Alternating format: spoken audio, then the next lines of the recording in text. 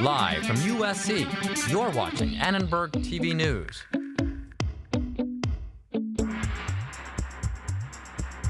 The coronavirus outbreak and the need for social distancing has led to a large number of people needing to work and learn from home. One of the tools that's making this possible is Zoom. Good evening. I'm Lauren LeBruno, reporting from my home in Orange County, California. And I'm Noah Cameras, reporting from my home in West Hills, California. Now, there's a troubling new phenomenon called Zoombombing, where internet trolls target online meetings. Now, I have not experienced this in any of my classes, but Lauren, do you know anything about this new Zoombombing phenomenon? I haven't had it in my classes either, but I have heard that people have been wearing costumes and going into other people's classes. I don't know, I guess it's just a little prank people are trying to put on. Yeah, I mean, it's not the best thing that people are doing. And I've heard some pretty bad stories about some inappropriate behavior that people are doing. But one of our reporters did talk with a student and a professor about Zoombombing, so let's listen in on that. Thanks, Lauren and Noah. I'm Jaewon Jung, reporting from Fountain Valley. USC is certainly adjusting to unforeseen consequences due to COVID-19. But what happened yesterday was unprecedented. Students were in the middle of lecture when inappropriate language filled their professors' screens. Sure, the shift to virtual learning was sudden, but could this behavior have been prevented? I don't know if it was like multiple people or if it was just one person, but the person like drew inappropriate things, started writing like racial slurs. So it happened like 3 times, maybe like a few minutes each, but they would leave and then come back every single time. And after the 3rd time, we just had to stop lecture because it was just getting too much. I think this is an incredibly challenging time for both professors and for students to try to be learning. So it's very unfortunate that people think it's funny to come in and try to disrupt that. On the one hand, there are these protections built into Zoom so that you can choose who enters the room and who doesn't. But on the other hand, we're asking a lot of our faculty to do something that they've never done before that's very complex and asking them to learn it in a very, very short period of time. On Tuesday, USC sent out an email regarding racist and vile language that happened over Zoom. The university says the IT department is working to put safeguards in place, and students will be contacted by their instructors to prevent further disruption. USC junior Arely Brigueño was studying abroad in Madrid, Spain, until April 14th, when she came home to Santa Ana, California. But she only spent 1 day with her family and moved to the USC hotel under the school's self-isolating rules. At least 6 other students are also at the hotel. Brigueño plans to go home this Sunday. She thinks USC could have communicated better. But it wasn't something that was like communicated to all study abroad students. So it's kind of like word of mouth that people started hearing about this opportunity that USC was giving study abroad students who didn't have the means to self-isolate once they returned home. I know a lot of other schools who just kicked out their students with very short notice. So that's why I'm really appreciative. I think in times like this, it really shows you which schools are there for their students and which ones aren't. Classes are back in session and clubs are adapting to the new virtual meetings. From rowing clubs to book clubs, students are taking their club meetings to Zoom. We've been Zooming once a week.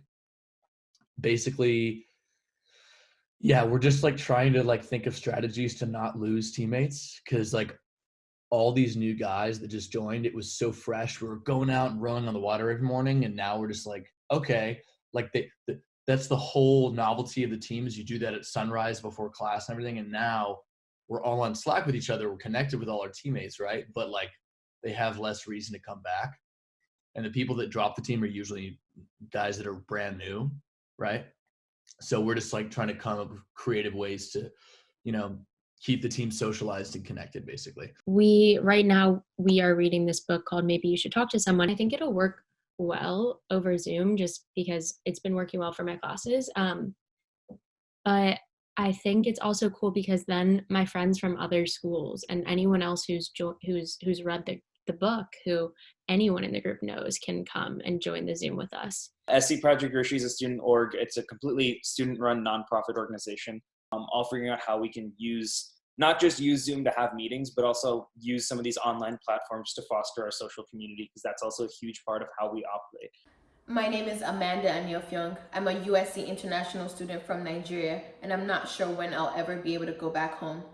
Nigeria has placed a ban on travelers from 13 countries, including the United States, in order to prevent the spread of the coronavirus. I'm one of the few people still living on campus housing. It's quiet, lonely, and everyone is keeping their distance. I love to dance and stay active, but these days I'm dancing alone in my room.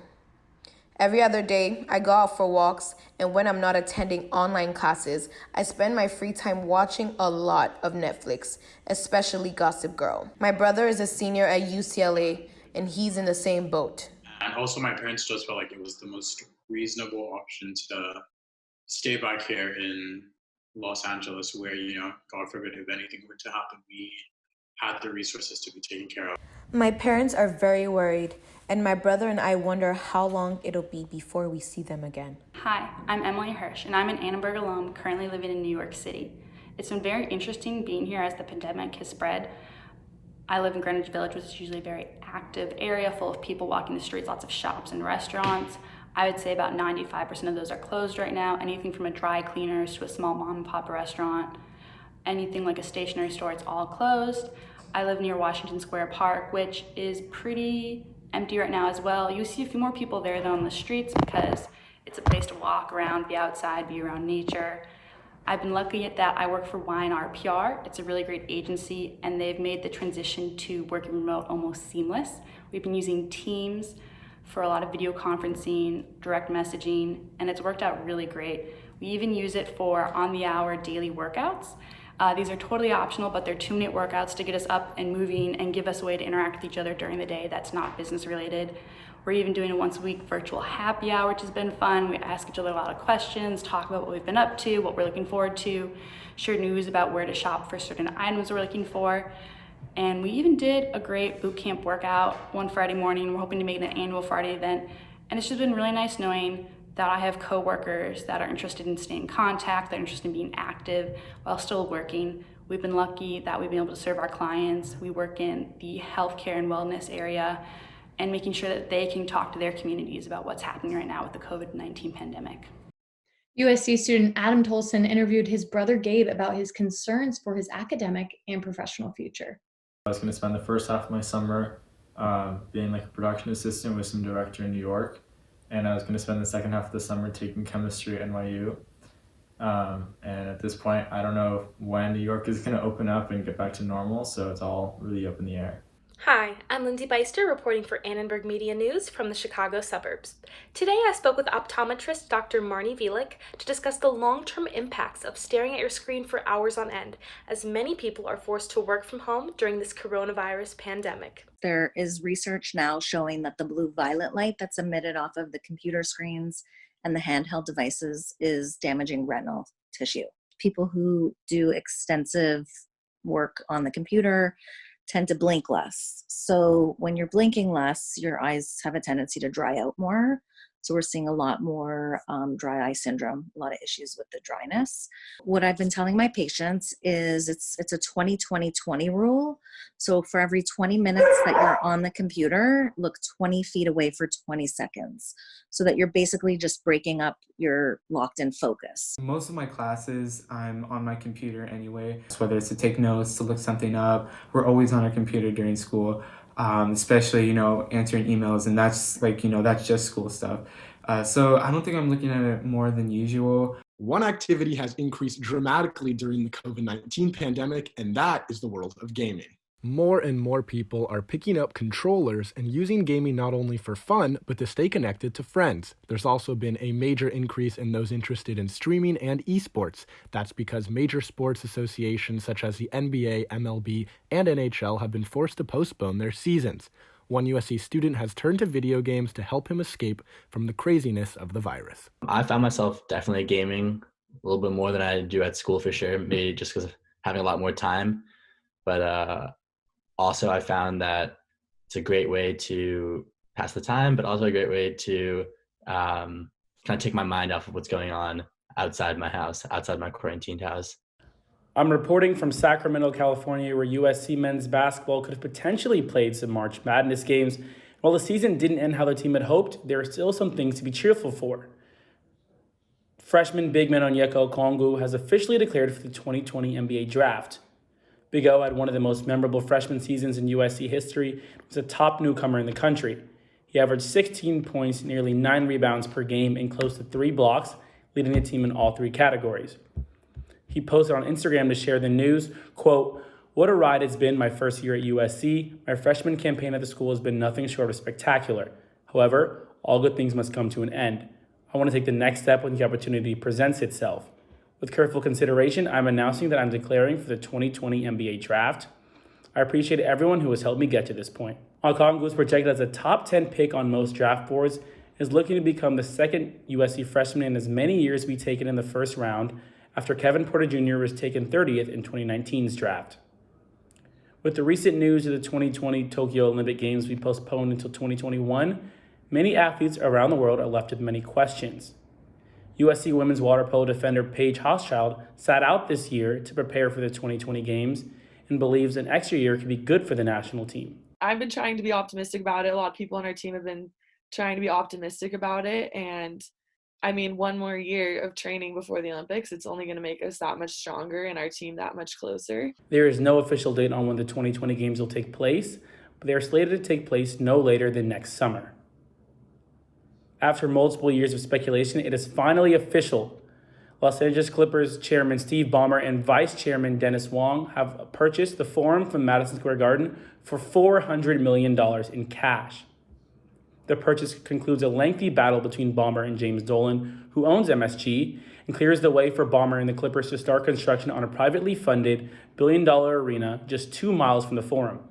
It will be part of the Inglewood Basketball and Entertainment Complex that will be fitted with team offices, practice facility, and public outdoor space.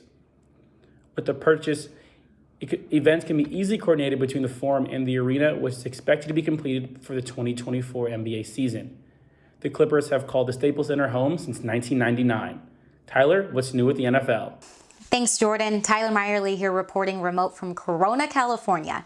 Today at 6 p.m. local time, all 32 NFL club facilities are to be closed with limited exceptions. The announcement came last night in a memo issued by Commissioner Roger Goodell. We expected further precautionary measures would be taken by the NFL as they are one of the only operating leagues left at the moment. In the memo, these people are still allowed to enter team facilities, employees, such as athletic trainers or physicians who are providing ongoing medical treatment to players, those employees necessary to maintain physical security to the facility, and those employees essential to the operation and security of the remote capabilities of club football and business staff. Goodell went on to assure the teams that the NFL is well positioned to meet these operational challenges, but this is certainly something we are going to continue to see as more and more states crack down on their response to COVID-19. While the NFL season doesn't technically begin until August, they obviously have a lot of operational business to conduct before then. One of those being the NFL draft, and that takes me to Pro Day, or what would have been. USC was scheduled to have their Pro Day take place today, but with the governor's restrictions, it was canceled. This obviously brings implications with it, like those athletes who were relying on Pro Day to increase their draft stock or ability to interact with team scouts.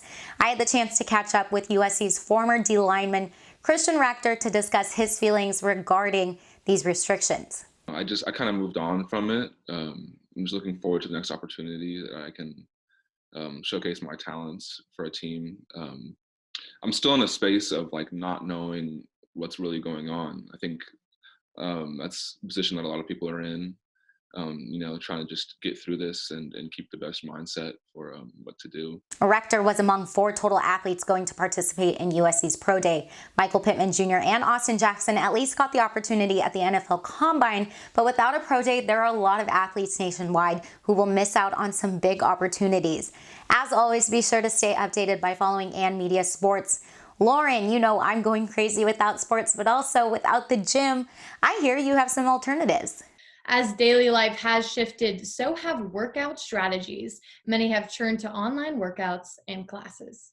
It's different because normally as an instructor, I'm walking around the room giving hands-on adjustments and really cueing to what I'm seeing what the students are doing and like making sure that everybody's like in their proper alignment, that sort of stuff.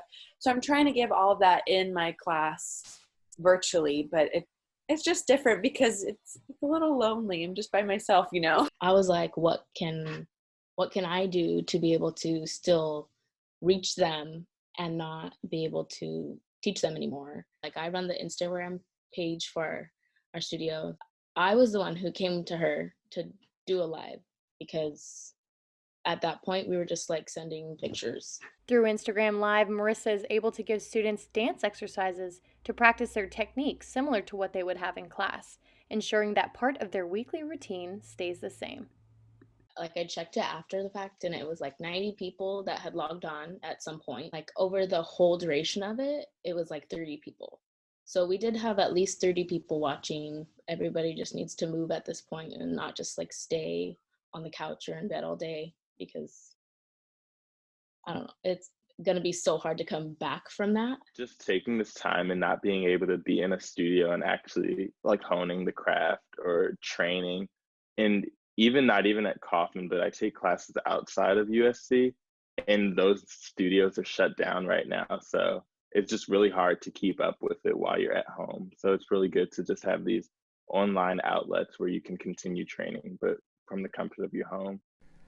I'm Kevin McNamara, reporting from Pasadena, but through TikTok. People all across the world are using the video sharing app to create content and share some laughs as they practice social distancing. TikTok has over 1 billion users worldwide. People across the globe are taking the opportunity during the COVID-19 pandemic to post videos about online class, dealing with boredom, staying safe, and much more. So I think it was like day 2 of quarantine where I was like, you know what? I'm just gonna see what all this is about. And then immediately, just like that, it's a slippery slope. I was hooked. Sherman Oaks resident Morgan Cook has been making TikToks, like this one depicting life in what she calls club quarantine, every day since. And they're not just for comedy. They help her deal with her new reality stuck at home. I can even make a TikTok with my friend in New York who is also quarantined, but we can just send each other videos and then create this content or, this silly video together, even though we're miles apart. If I'm not TikTok famous by the time I get out of quarantine, I'm just gonna have to take it as a loss. I'm just gonna give it up. Natalie Reddington might already be getting there. The USC graduate student has been making cooking TikToks since social distancing began. This one, showing how to make ramen noodles, has been viewed 120,000 times. The weirdest thing about it, I think, is the haters that come for you. These comments that people write to you can kind of get to you. Still, Reddington is hoping to continue making videos long after the coronavirus pandemic ends. This is something that I would absolutely love to do long term. I'm just not necessarily sure that I can. With such a big, broad audience, you can do so much with that. You can advocate for issues you're passionate about. You can turn it into a business. As social distancing continues and millions remain stuck inside, laughter may be the best medicine. For Annenberg Media, I'm Kevin McNamara. Thank you for watching. We will continue to post newscasts here on the Annenberg Media YouTube channel. And for our continuous coverage on COVID-19, head to uscannenbergmedia.com. But before we go tonight, we would like to take a moment to remember Annenberg professor Richard Reeves, who passed away today. Reeves was a journalist and author who wrote books mostly about American politics. Reeves taught and inspired many students as well as faculty. His intellect and his humor will be missed at USC and beyond. Good night.